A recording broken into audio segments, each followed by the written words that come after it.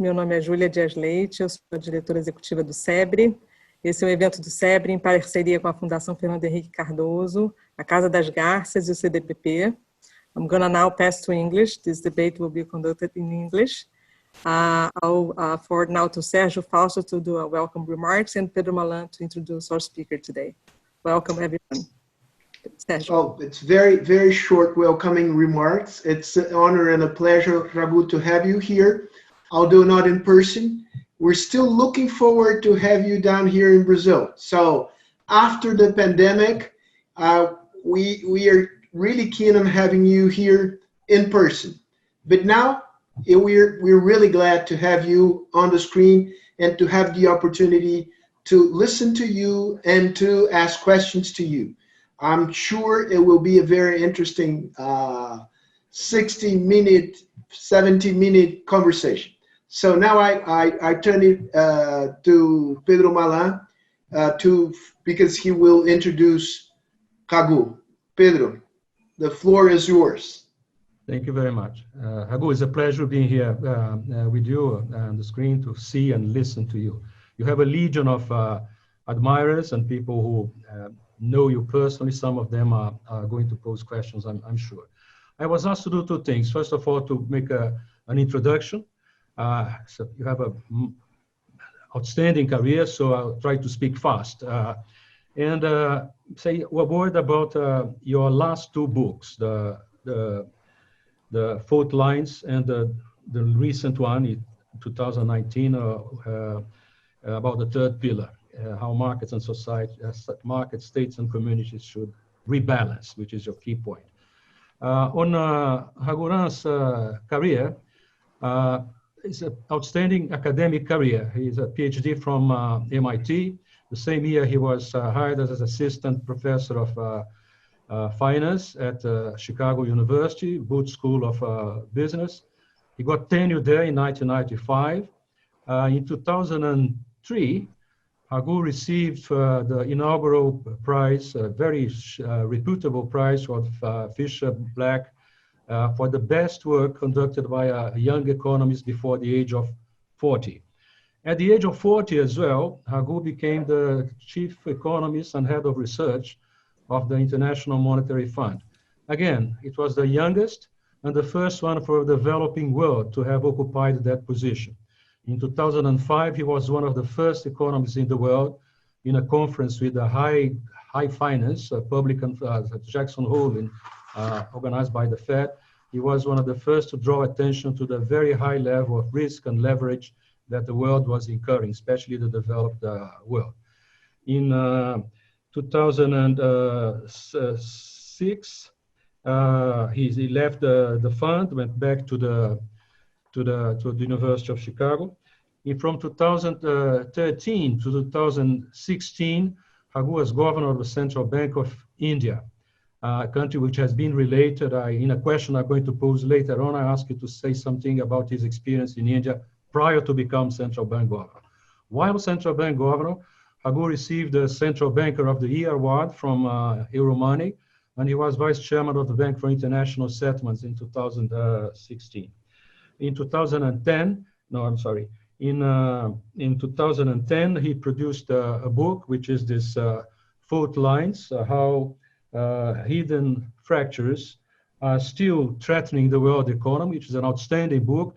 And this is translated into Portuguese as linhas de falha, como rachaduras ocultas ainda ameaçam a economia mundial. It's an outstanding book with a preface to the Brazilian edition and with the new introduction to the book.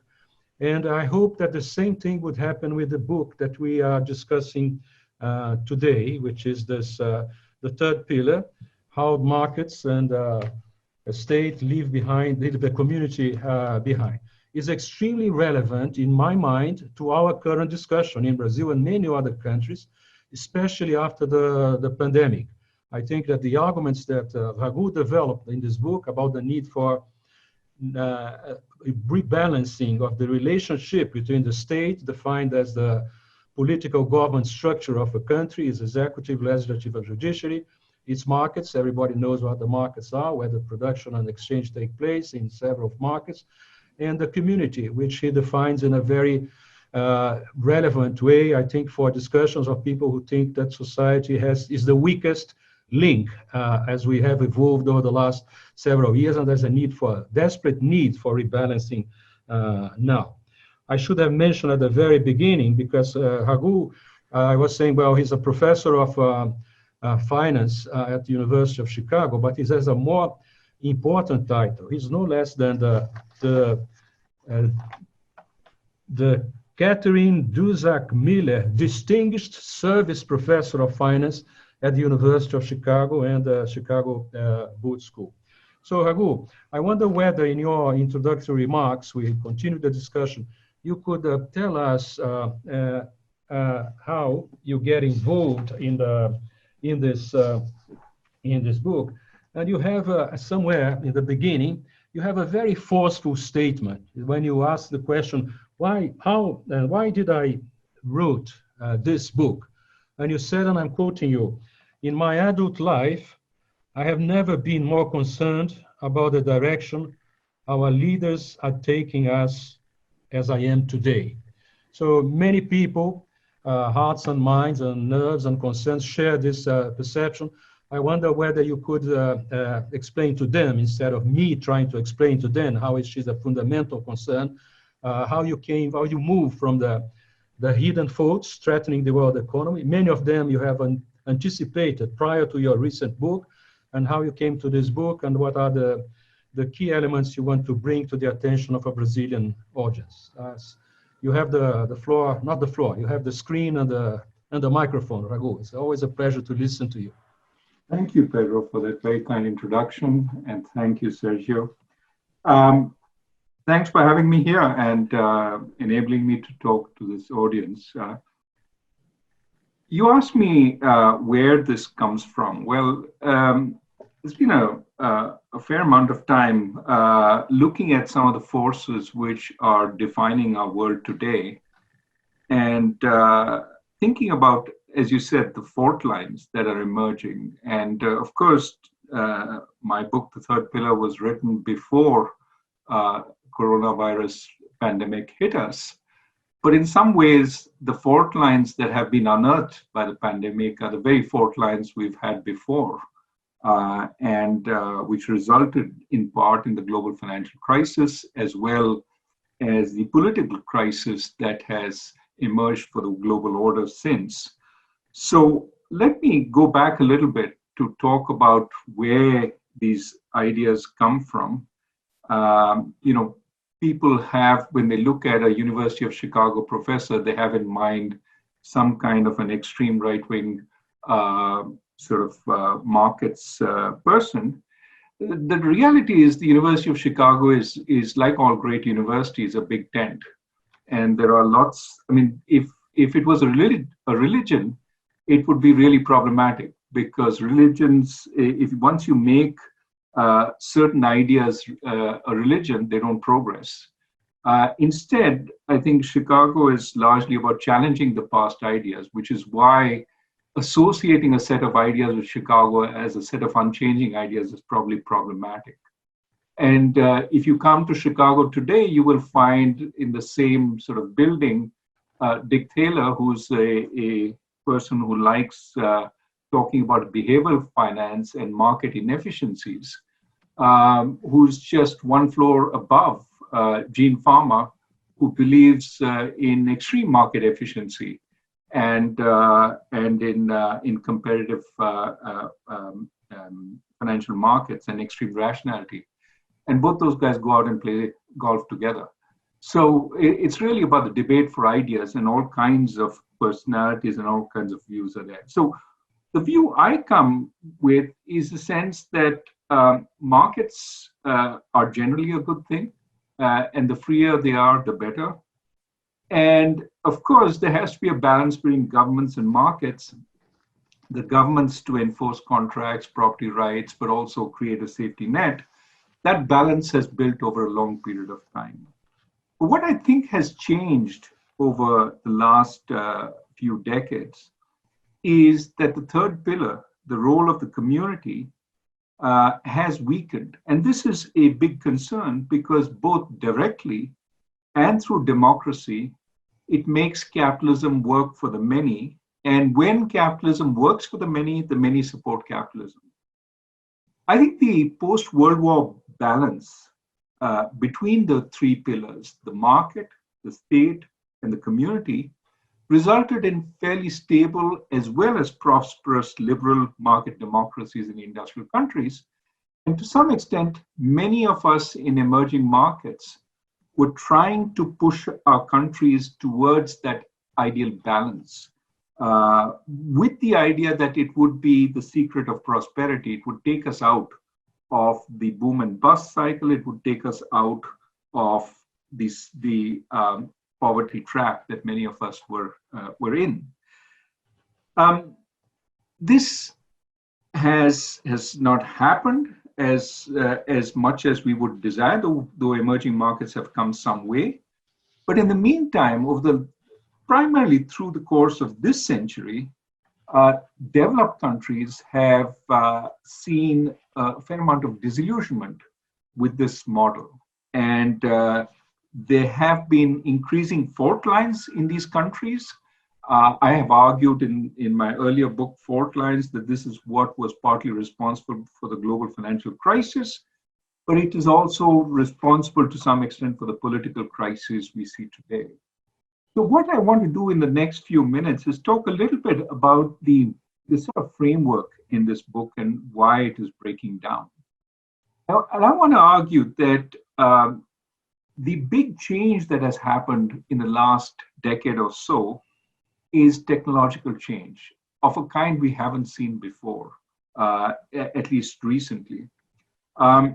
This change has facilitated trade. For example, global supply chains emerged as a result of the information and communications technology revolution.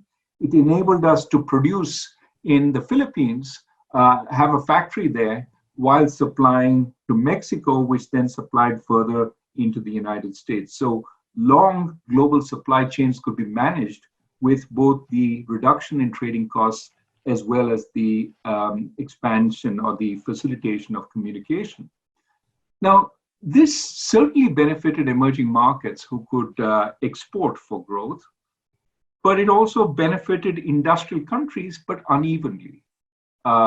Those who it benefited, people like me who teach in a global university, which has global reach, which has students from all over the world, basically people in service industries with good education, working in the urban hubs, those people benefited. And those people are benefiting even today during the coronavirus epidemic because we can hold sort of conferences like this or meetings like this. Our jobs are largely unimpeded by the pandemic. On the other hand, the technological change hit very strongly the manufacturing hubs, and especially strongly the small towns which had one large big manufacturer who got hit by manufacturing shifting to emerging markets and developing countries. What this did in general was resulted in the loss of well-paying jobs which went to lower middle-class workers, especially those who had a moderate education, basically who had a high school education. But this didn't just stop with manufacturing, it also continued into services. There's been an automation of a variety of service jobs, again, for those who have moderate education. For example, a large sort of job for many people was being a clerk in an insurance company, dealing with all the forms, the applications that came in, and much of that has been automated. So what the ICT revolution has done for the job market is it's hollowed out the middle income jobs, created many more jobs at the top end, which pay very high salaries, and many, many more jobs at the bottom end, which don't pay very much. And this inequality in many ways has been a result of technological change.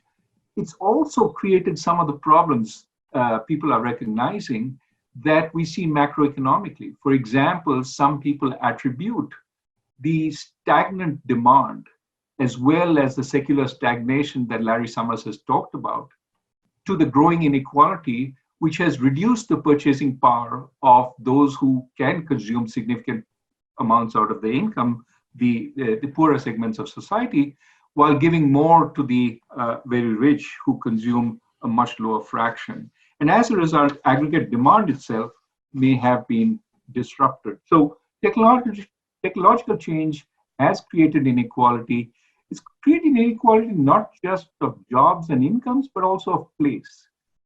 Some of the worst hit communities are those small towns, whether they're outside Paris, in the suburbs or further away, or whether they're in the Midwest, a few hundred miles from where I live. There are no jobs to be had because manufacturing has gotten crushed and nothing has come in its place. So spatial inequality has also increased, even while cities like New York, San Francisco, or Sao Paulo are doing very well. The second thing that the ICT revolution has done is change the state. Because the first thing I said was it has changed the markets, it's changed the nature of jobs, it's created a global market which has created global competition. At the same time, it has also created demands for the state to move from being very, very local or national to becoming international. Corporations like to see the same rules applied wherever they go. So they want harmonization. This, for example, is a big factor in the European Union, where the Union tries to ensure that rules are harmonized across the European Union. The same rules govern department stores or banks wherever you go. That makes it easier for corporations to cross borders. But this attempt to elevate the rules governing local areas creates a number of contradictions or conflicts. For one, it disempowers the local. Too many of the powers have moved from the local to the national and from the national to the international. You think about what Brexit was about. Brexit was the voice of British people saying, take back control. We don't like to see power going from our local communities to London, and even less to see power going from London to the European Union. We want our powers back. And that was, in a sense, the cry behind Brexit. It is a cry that is heard more often across the world. We don't like our rules being determined elsewhere. So one of the effects of the ICT revolution is the integration of markets. The second effect is getting the state more empowered, but the state not just at the national level, but at the international level. And that makes people more uncomfortable with what is happening. They want to take back control. The third effect, partly as a result of these two, is disruptions in communities. What is interesting in for example, the 2016 election in which Trump was elected, was how much there was a division between the strong urban areas where jobs were plentiful and the in-between areas, the so-called flyover states, where jobs were really much weaker, the job market, but also where, in addition to economic despair, social disintegration had set in. So in these communities where the largest employer had left, what you saw very soon was effects on marriage. Marriage rates started falling, divorce rates started picking up, the families started breaking down, alcoholism and drug abuse increased. There's a wonderful book by Ann Case and Angus Deaton, which looks at the death rates in the United States and finds that the one community which had a significantly higher relative death rate was the white American. Hitherto, the most privileged community was now suffering deaths of despair, largely because the local community was breaking down. Local institutions like schools, which are in many ways the pathway to success in this new economy, those two were breaking down. Now, even while the community is breaking down, the importance of community institutions has increased. think again of what I just said. Schooling is very important. A high school degree is not enough. You need a university degree, that to a good university degree in order to get a good job. But instead, what is happening is in these communities, the people who have the opportunity, the choice set, the people who are doing well, as they see the community break down, leave the community. They go elsewhere. They go to the coastal cities where jobs are more plentiful. And in the meantime, the community gets poorer and poorer in terms of human capital. Good people have left. And as a result, the community is not able to help those left behind. And their only, in a sense, source of action is a political one, which is why they raise their voice and they vote the way they did, whether they're in Northern England in the Brexit vote or they're in the Midwest in the Trump vote in 2016. So the community has weakened. It's been differentially hit by global forces. It has been disempowered by the steady movement of powers to the national and then international level. And it is disintegrating because in this environment where good schooling is so important for opportunity, families are leaving, taking their children with them in search for opportunity in other places which are better for their kids. The importance of place has become much stronger in this world. Community is important, but it is not helping in the way it should. So what responses have governments come up with? And I'll stop just after this. Basically, it has either been neglect or it has been about centralized solutions. Neglect, well, you know, those are places we don't see. We don't worry about those places that are being left behind. You know, a few miles, I can look out of my window and see the ghettos on the south side in Chicago. Those are places with very high unemployment, very high crime rates. But so long as they don't intrude onto the rest of Chicago, there's a tendency to neglect them. And similarly, centralized solutions are often attempted. For example, in the United States, we are currently trying to move economic activity to places that have been left behind through what are called place-based tax incentives. If you open a factory there, you get some tax benefits. The problem is these things are always conceived in the center, don't necessarily target the problems of the local community, and often are not the right answer for what the community needs. For example, think about Amazon, which wanted to put its second office in Long Island City in Queens, New York. And this was the kind of investment many cities would kill for. But the Long Island County basically said, no, we don't want them. And that was an interesting rejection because it would have brought a lot of investment, a lot of jobs, but they weren't necessarily the kinds of jobs that the community could benefit from. They were jobs for highly skilled programmers, highly skilled managers, and that community didn't have the ability to take advantage of those jobs. And in fact, many in the community might have instead seen that local property rents would go up, there would be less place in the schools, they would have more problems than necessarily solutions. So centralized answers aren't particularly effective.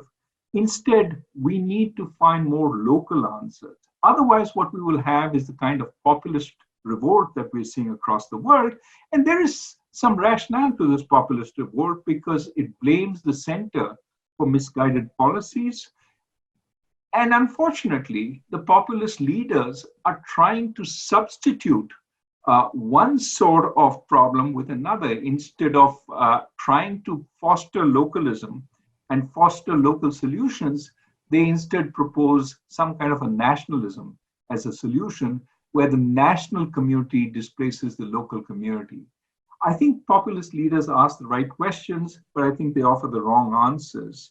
Instead, I would advocate a bottom-up approach, what I call inclusive localism, and I'm happy to talk about it as we enter the panel discussion. The broader point I want to argue is, I think trade is important. I think globalization is important.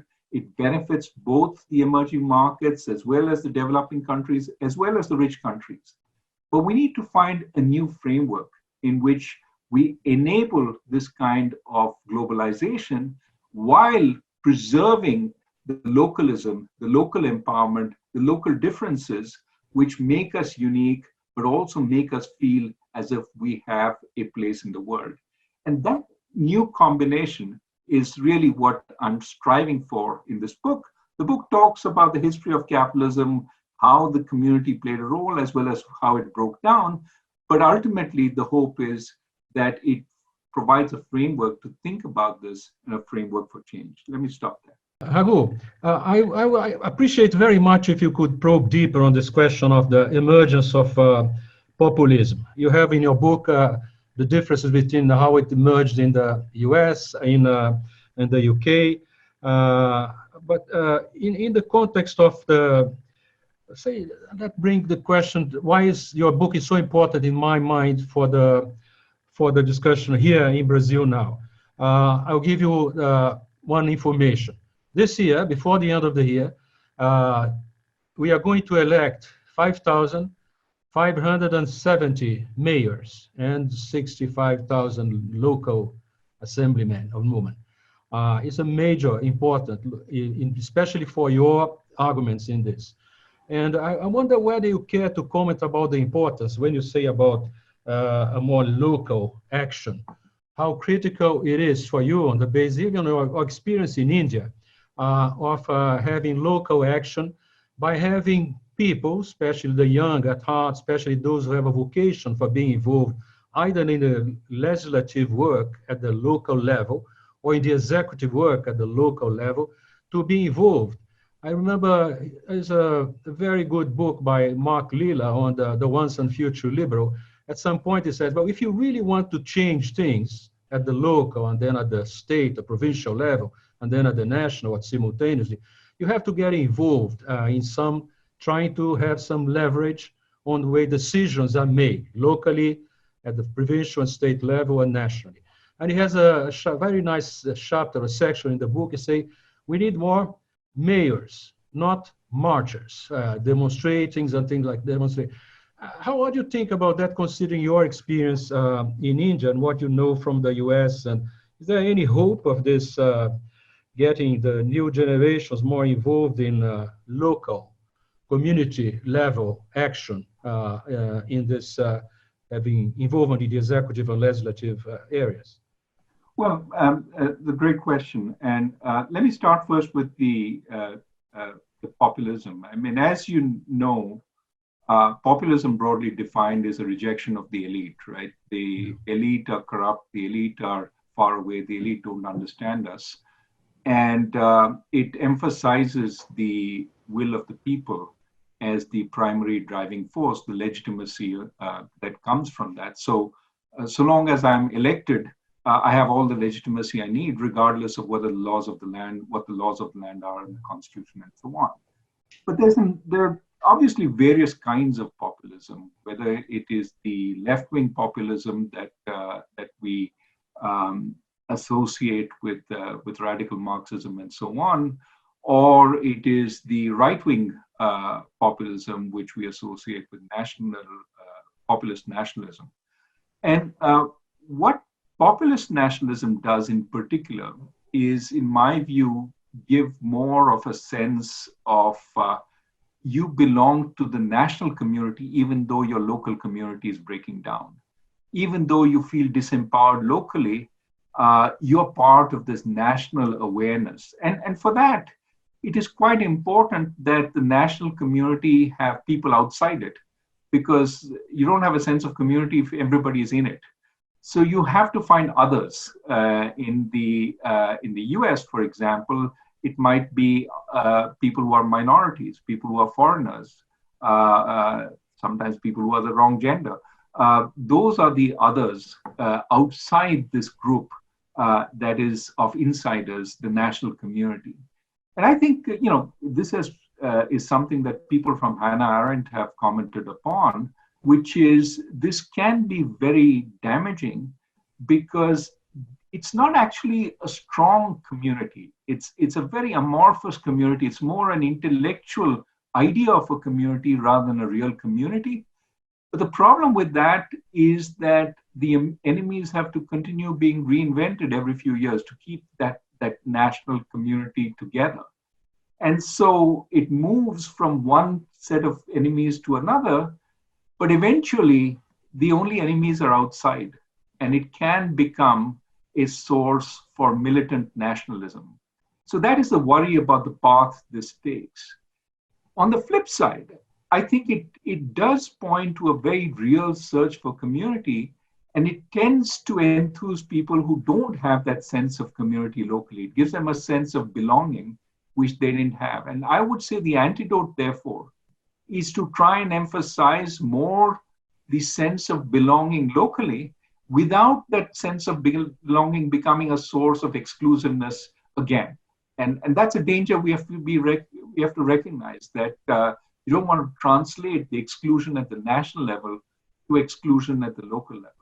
And I think you're absolutely right. If the way you do this is by giving people more of a stake, a sense that they can influence things locally, even in small ways. I can influence the way rubbish is collected in my community. I can influence the way certain public resources are used. Create a park here, create a playground there. If in addition, the center supports the local community with additional funds, that gives me an ability to raise its capabilities. And it also gives me more interest in who represents me locally. So I don't sort of say, it doesn't matter, they have no power anyway. I take more interest. So there is a virtuous circle which can build up. So I'm with you entirely that if we have more local empowerment, that helps. Now, you talked about India. India, Gandhi's view in post the freedom struggle was in fact to strengthen the village community. He said India lives in its villages, we need to strengthen that. The counter to Gandhi was Nehru, who was almost ironically Gandhi's disciple, but broke with Gandhi on this issue. He wanted a much stronger state, much stronger industrialization, and much stronger cities, urbanization. And to that extent, he saw the Soviet Union model as the right one.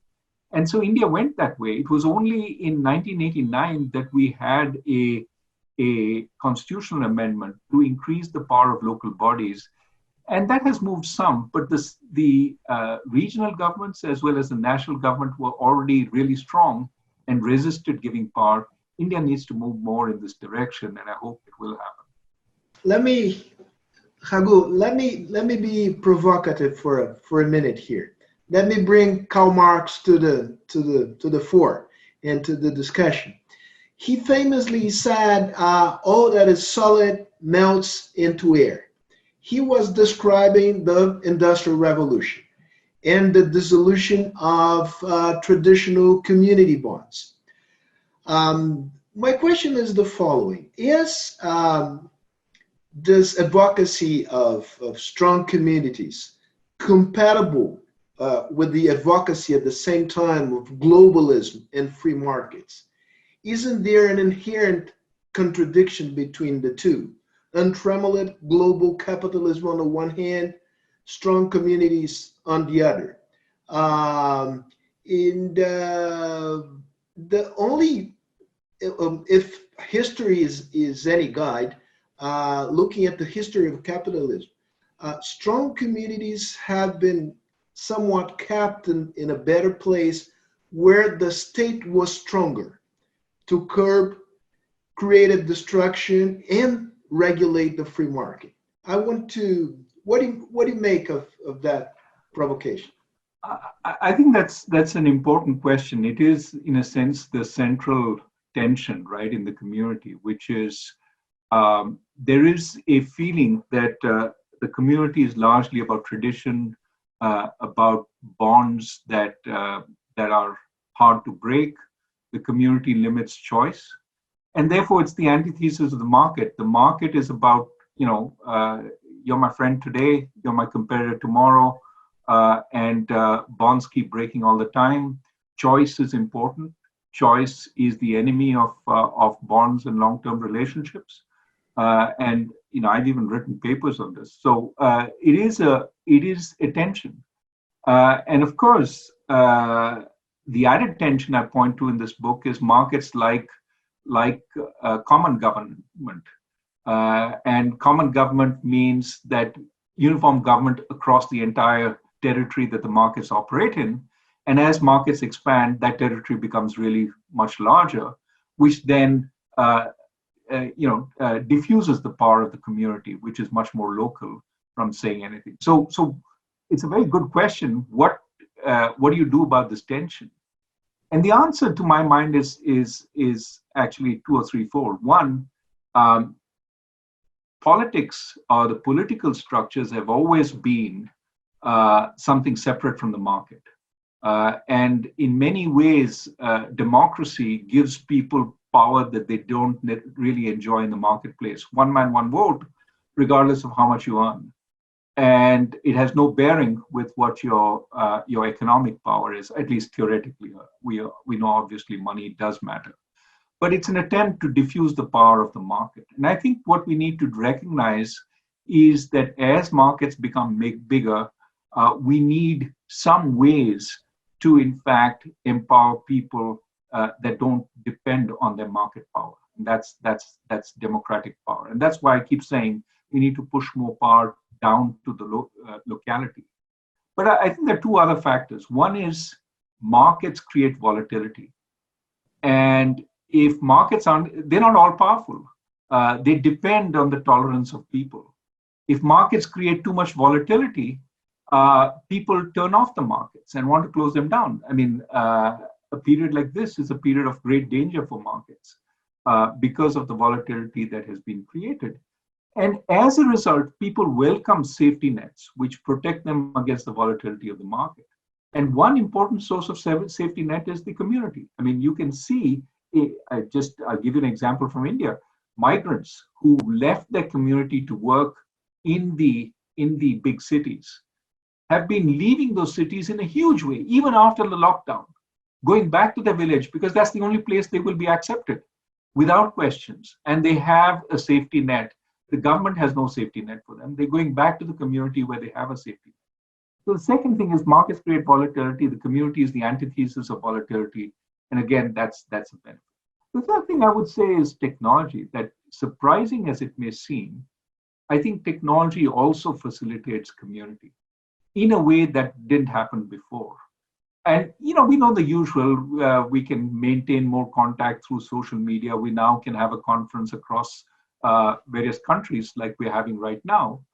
But I would say something else is also very interesting, that, this pandemic has created the possibility of distributed economic work, right?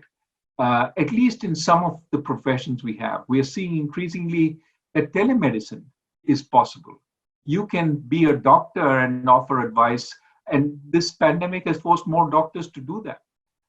But you can teach across the internet. You can do much of the work that consultants do across online.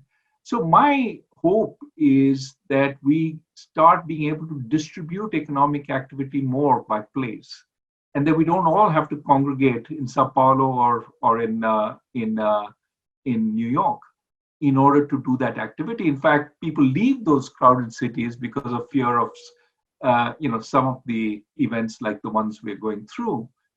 But that helps distribute economic activity through the country and helps more equality of place. Professor Raghu, I have a question from Ilan Goldfein, one of the director of CDPP. How should countries with large part of the population living in poverty that makes isolation quite challenging, but also quite low hospital resources, should face COVID-19? What would you recommend? And what are the fiscal priorities under COVID-19? And what is the whole of the monetary policy? Well, I think we have to be cleverer. That's the answer to my mind, because you don't have the same level of hospital facilities you don't have the ability to distance as easily. And so you have to try and do things a little differently. Now, it's very hard to deal with the problem of distancing when you're living, 5, 7, 8 people to a room, as in some places in India, and I presume in some places in Brazil, far fewer, I hope. But at the same time, as far as medical facilities go, it is probably more useful to try and see what is really absolutely necessary and what is the hierarchy I can use. So for example, is it possible to use paramedics to deal with much of the medical issues, escalating an issue up only if it is more serious and beyond the capabilities of the paramedic? And can we use more time of the scarce time of doctors in a more structured way once the capabilities of the paramedics get exhausted? As far as resources go, for example, one of the biggest concerns in industrial countries has been ICU units and to some extent ventilators. And of course, these are in far shorter supply in emerging markets and developing countries. But the reality is only a small fraction of the patients require this. And certainly the experience with ventilators, as I understand it, is by the time you require it, it's almost always too late. So could we instead focus on intermediate steps, which would save many more people? For instance, oxygen devices that enable your intake of oxygen, but aren't as intrusive as, say, the ventilator.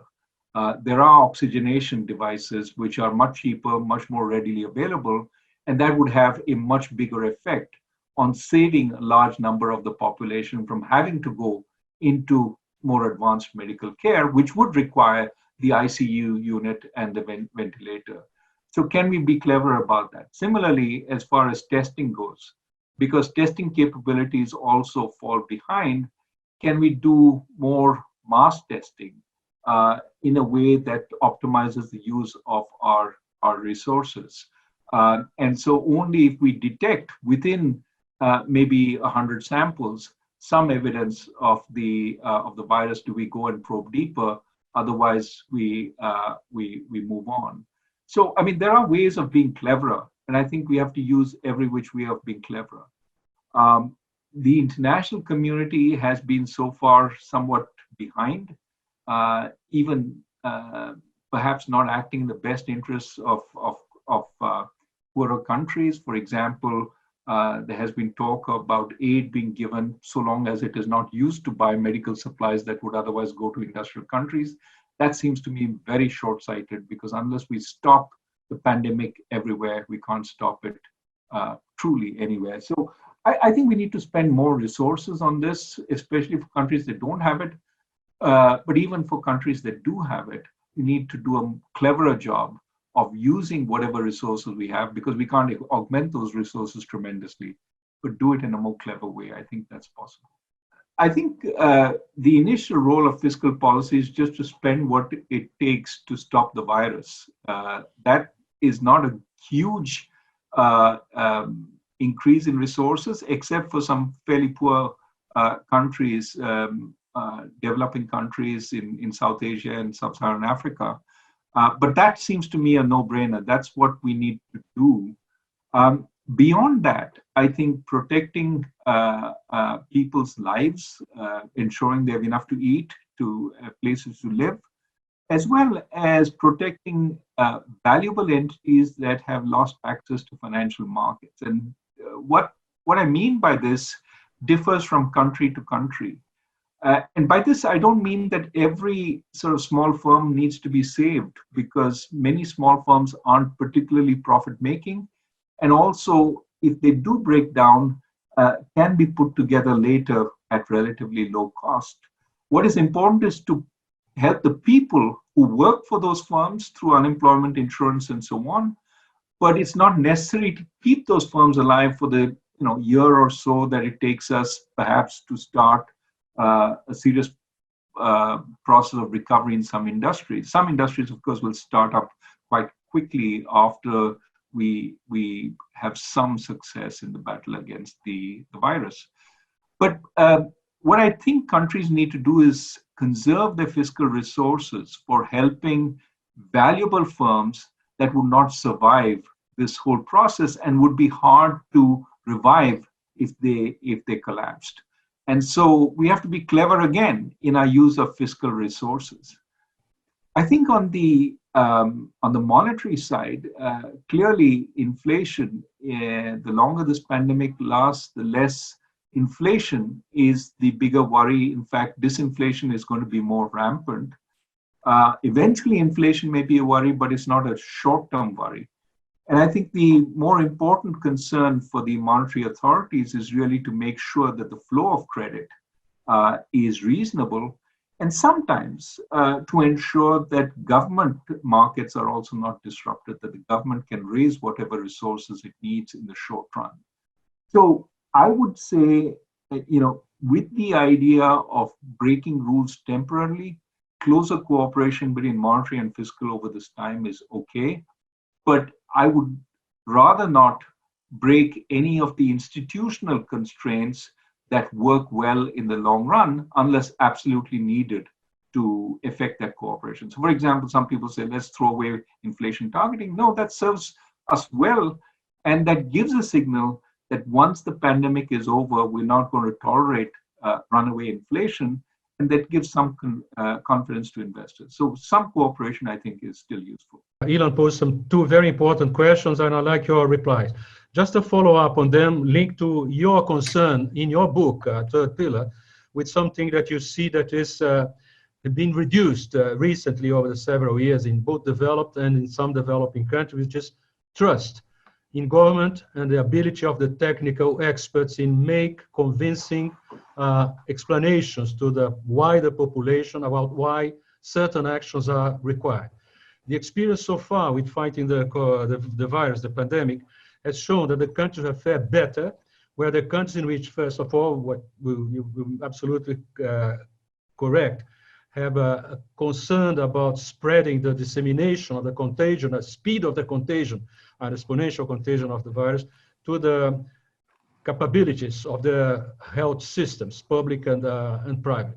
And I don't want to name here, except for two which has been named recently. They have done very well recently. One is Vietnam, and the other one is the state of Kerala in India, which apparently have done very well by being early in the game, anticipating things, taking measures, and thereby managing to have this reduction, the costs, social, human, death costs of the.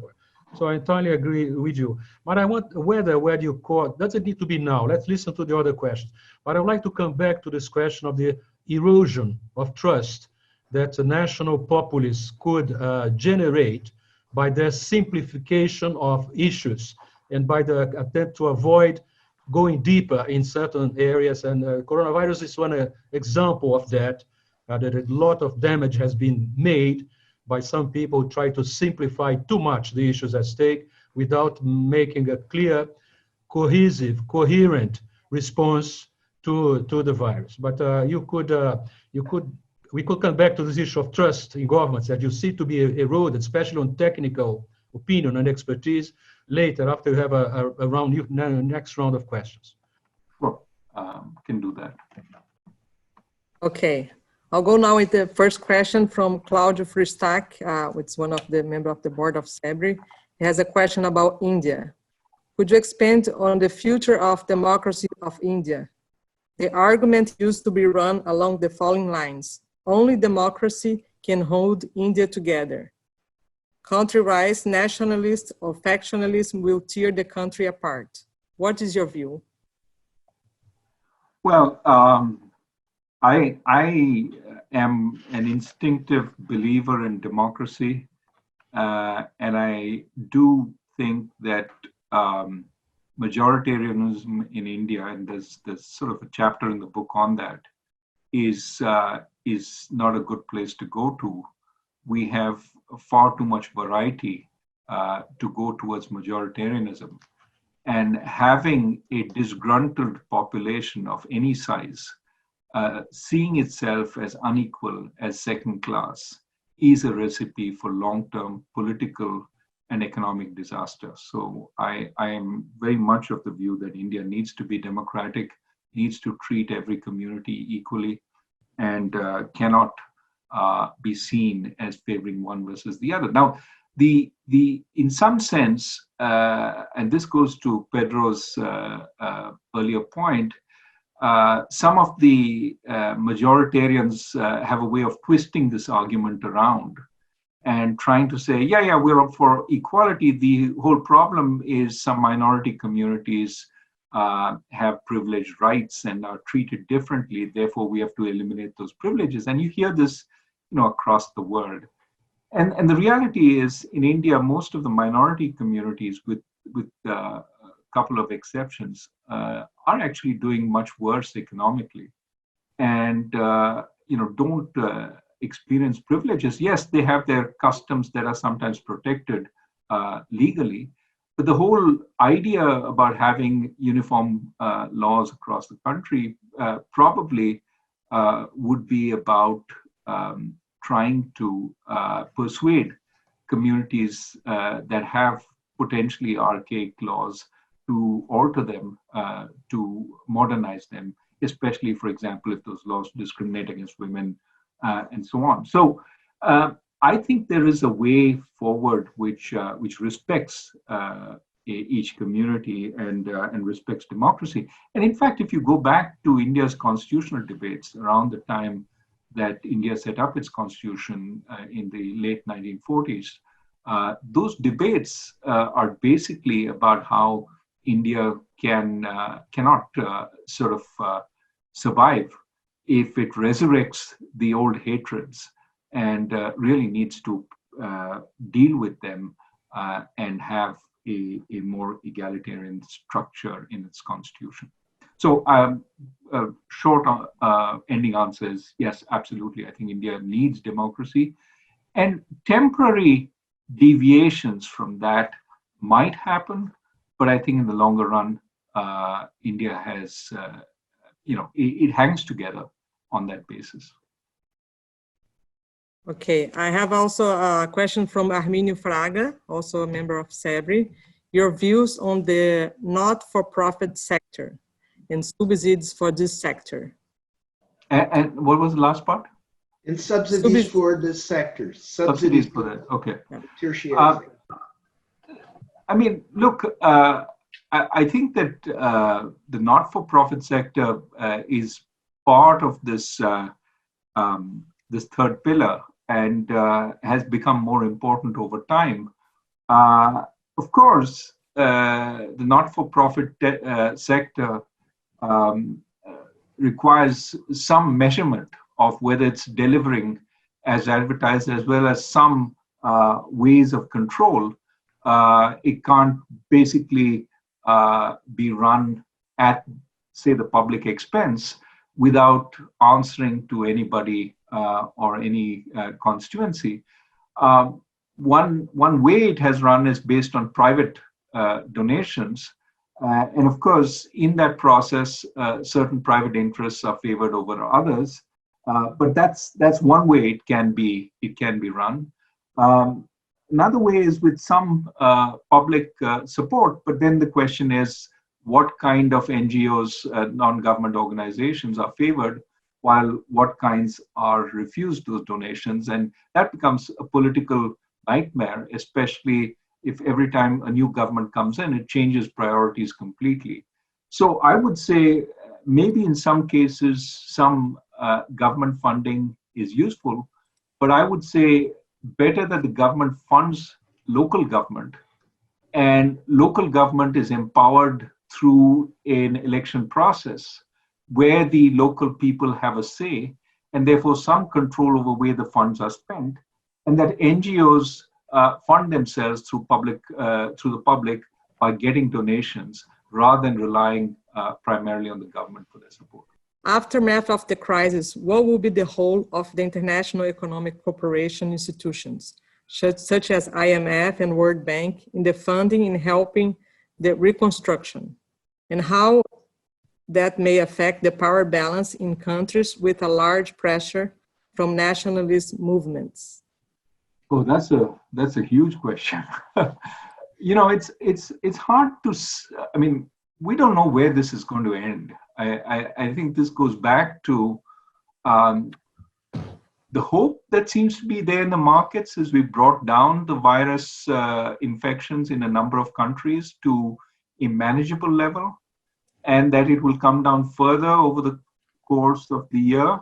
And at some point, we will discover that vaccine, and we will transform in a seamless way into a vaccinated population. And so it's all about recovery from now and no bumps. That seems to be the market perception. And my sense is we don't know yet. We could have further bumps. We're seeing some reinfections in South Korea, in China. This could happen in a bigger way in the fall as the temperature turns cold in the industrial countries. You know, so maybe we prepare well, and we can sort of fight any new sort of flare-outs of the pandemic. But I don't think we can be sure. So it depends on how long this lasts.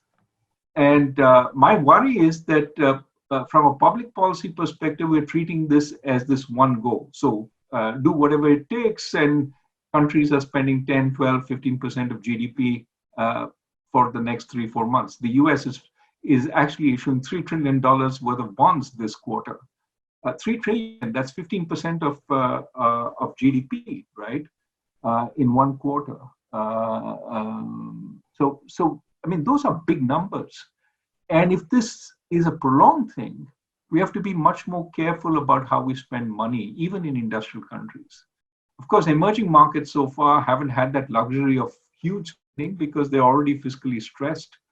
But no doubt, if the pandemic lasts, there will be more pressure for them to spend to keep people sort of fed, to keep people in shelter, and so on. So, if the crisis has largely ended over the next month and a half, and then it's all about recovery, it's one story. If it's about repeated crises for some time, it's a different story. And the first looks more like the traditional kind of problems the IMF and the World Bank are there to deal with, which is, you know, they'll have to make more loans to countries in difficulty. They'll have to restructure. Maybe the number out there is 15 to 20% of emerging markets and developing countries will need to restructure their debt over this period. So that's one. That's more traditional. It looks like a wave of defaults, but it's not cataclysmic. If, on the other hand, we are shut down in some form or the other for another year, then I think we're talking about a very different situation. Then we need new institutions, not just the IMF and the World Bank. Well, somewhere in your book, you say that one of the reasons why you wrote the book as well is because we are in an increasingly polarized world that risks turning us back on 70 years of widespread peace and prosperity. I must say, an arrangement since the Second World War, which helped China to become the first largest exporter in the world and the second largest importer. So China benefited enormously from this integration between state, a very centralized, effective state, and markets, then the use of the integration to trade and finance and foreign direct investment with the world at large. You seem to be concerned about this polarization that we have observed and the emergence of the populist nationalists to the left and to the right, and this emergence of the domestic politics of fear and anger. Since the IMF was mentioned and you ended up with it, remember at the moment, as we speak, there are at least 100 countries, members of the IMF, who have requested for IMF assistance. Remember, in 2006, 2007, as you draw attention in your 2005 speech, there were only 6 or 7 countries with IMF programs. The only relevant one at the time was Turkey. The vision of many in the world was that the private capital markets are perfectly able to handle the borrowing requirements of developing countries in the world. Now, it's hard to imagine the IMF, with its current resources, handling the demands of more than 100 countries. So something new would have to happen in this area of international cooperation, as in climate change, as in trade, as in fighting the pandemics, as in this international effort for finding a vaccine and medicines to handle that. So there's no hope that we could, every country, for more nationalistic and concerned about getting back control to its own borders, could handle that without some rethink of the types and patterns of international cooperation. Do you agree with that? Oh, of course, Pedro. Even before the pandemic, as you know, relationships were breaking down internationally. Relations were breaking down. Yeah. I would not put the blame only on the United States. No. I would say that China since 2013 has been increasingly, and even before that, increasingly militaristic and antagonistic. My friend Arvind Subramaniam has a book on the China-US relationship where on the cover is this famous photo of Obama bowing politely before the previous Chinese president. And that photo went around the world as a reflection of the new order where the US was kowtowing to the Chinese emperor, so to speak. And neither the version where the US is kowtowing to China or the feeling in China that they're trying to redress the unequal treaties that happened after the Opium War, neither of those is a good symbolism for the future. What we need is really cooperation between the United States and China on the basis of mutual respect. And that requires actions on both sides. I think it is unfair probably to associate this tension primarily with President Trump. I think it is something that has been brewing, and it is something that will stay even if the administration changes and we have a new Democratic president rather than a Republican president.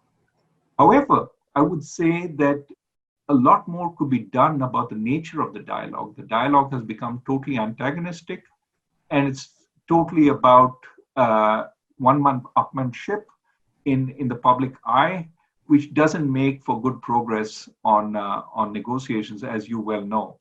So it seems to me that the need for a changed global response on so many dimensions, whether it's climate change, whether it's international financing, whether it is trade, we need a different response. We need a better global response, and it is not served by the two largest players being antagonistic towards each other. What can change? Well, I think the greater likelihood of change is leadership in the United States, because it has an election coming. In fact, regardless of what happens in the election, I think we will see some movement. Which direction, I'm not sure. That depends on the nature of the election and who wins. I have a question here from Winston Fritz.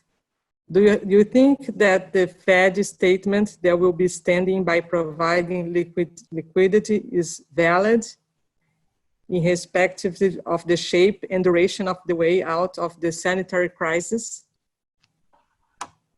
I think a central bank's role is to keep markets functioning and to repair markets when they break down.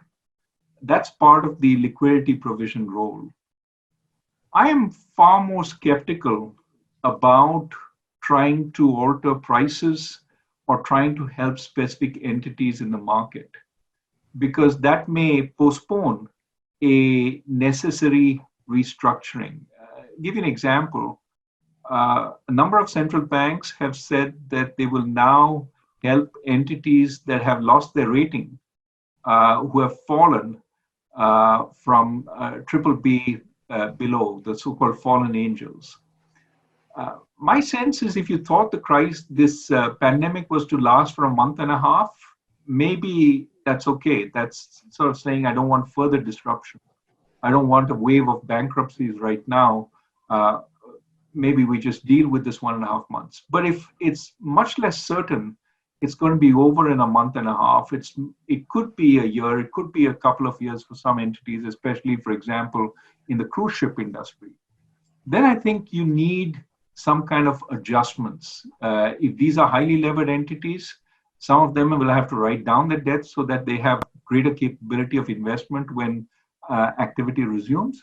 If some of them don't have a viable business, maybe they should close down. A number of restaurants, for example, we're supporting them right now in a number of countries, and that's okay if it was a month or two. But if it is a year and we're not sure at the end of it whether there'll be any demand for the restaurant, it seems like a huge, huge cost for the economy to support, essentially to preserve the economy as if nothing has changed. But in fact, so much has changed, and we may want those changes to happen.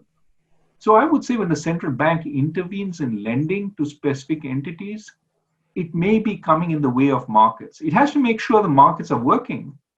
But to try and say, oh, the interest cost for this entity has gone up by 300 basis points, so I should intervene.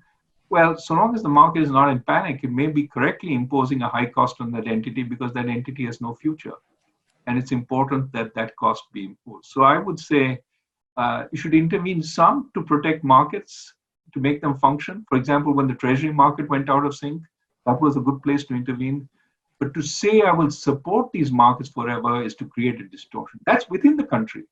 But there's also distortions across countries. If the Fed is supporting markets in the US, it makes the US far more attractive relative to other countries, and those countries start losing capital because capital flows back to the US. That creates a problem for the other countries. Another question here from Carlos Braga from IMD. Do you believe that the pandemic will end the belief that social responsibility of business is to increase profit?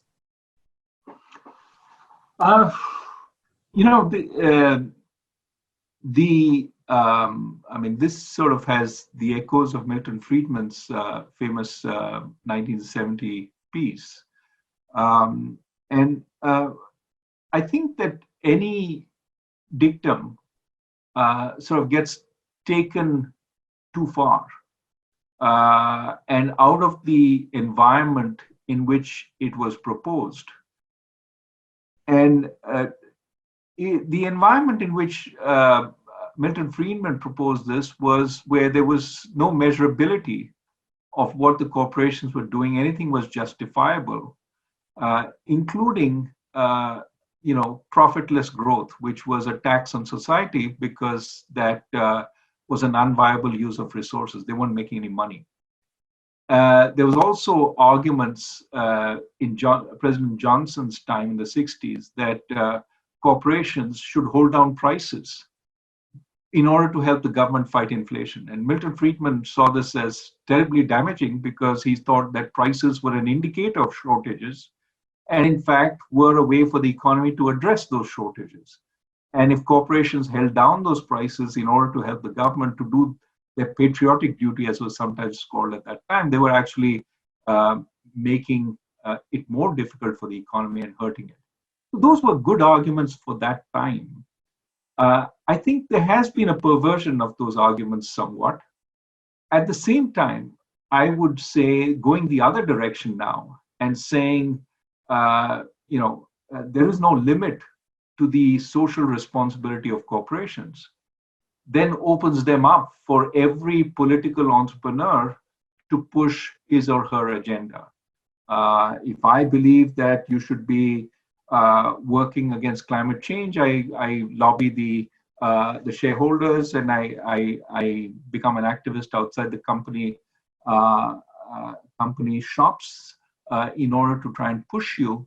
That seems to me, once you open it up to anything, you could have the opposite.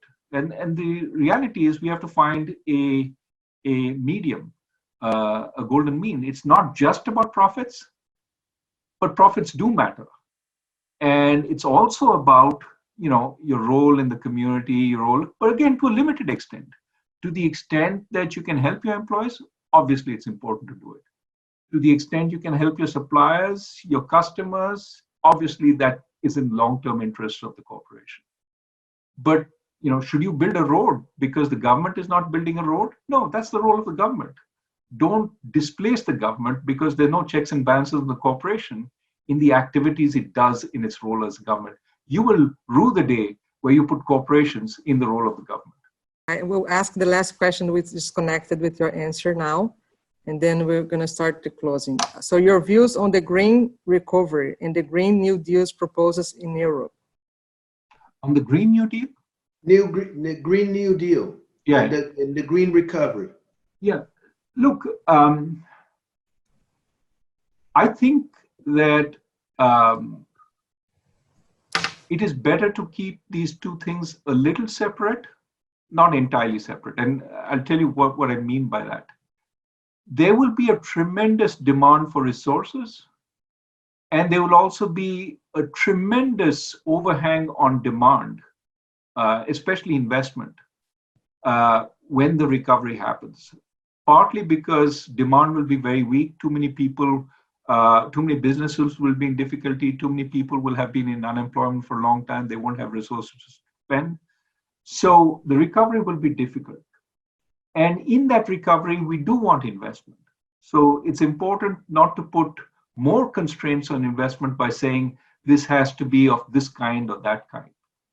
That said, I mean, if new investment is warranted, it's probably wise to make it in a greener way.